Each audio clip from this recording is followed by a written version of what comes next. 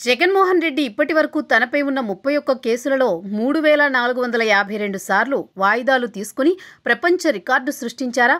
ఇందుకోసం గాను ఆయన 6904 కోట్ల రూపాయల మేర ఖర్చు చేశారా? ఆశ్చర్యం కలిగిస్తున్న ఈ వార్త ఇప్పుడు సామాజిక మాధ్యమాల్లో తెగ వైరల్ అవుతోంది.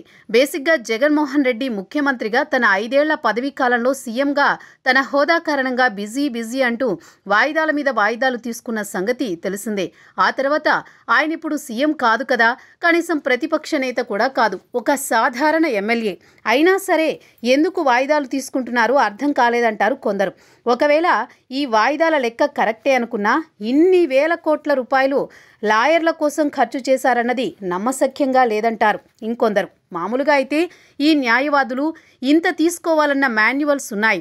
ఒకవేళ ఓపెన్ మార్కెట్లో ఆ రేటు ఎక్కువగానే ఉండొచ్చు, కానీ ఇంత భారీ మొత్తం తీసుకుంటారా అన్న ప్రశ్న తలెత్తుతోంది. ప్రస్తుతం చక్కర్లు కొడుతోన్న ఈ లెక్క ప్రకారం చూస్తే జగన్ ఒక వాయిదా అడగడానికి లాయర్కి చెల్లిస్తున్న ఫీజు 2 కోట్ల రూపాయలుగా తెలుస్తోంది. ఇంత డబ్బు ఎక్కడిది? తాను అధికారంలో లేడు కాబట్టి ఆఫీసు రెంటు కట్టడానికే డబ్బులు లేవంటూ ఏకంగా పార్టీ కార్యాలయాన్ని ఎత్తేసిన జగన్ తన కేసులలో ఒక వాయిదా కోరడానికి లాయర్ ఫీజుగా అంతంత పెద్ద మొత్తాలు ఎలా ఇస్తున్నారన్నది కూడా పెద్ద ఎత్తున చర్చనీయాంశంగా మారింది.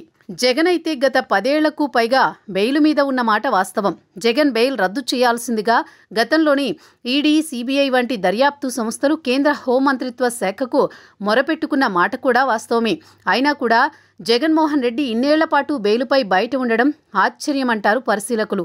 ఆ మాటకొస్తే ఇంతకాలం ఒక వ్యక్తి బెయిలుపై ఉండడం ఒక రికార్డు అంటారు. ఇలా ఇన్నేళ్లు బెయిల్పై ఉండడం అన్నది జయలలిత, లాలూ ప్రసాద్ వంటి వారికే సాధ్యం కాలేదు.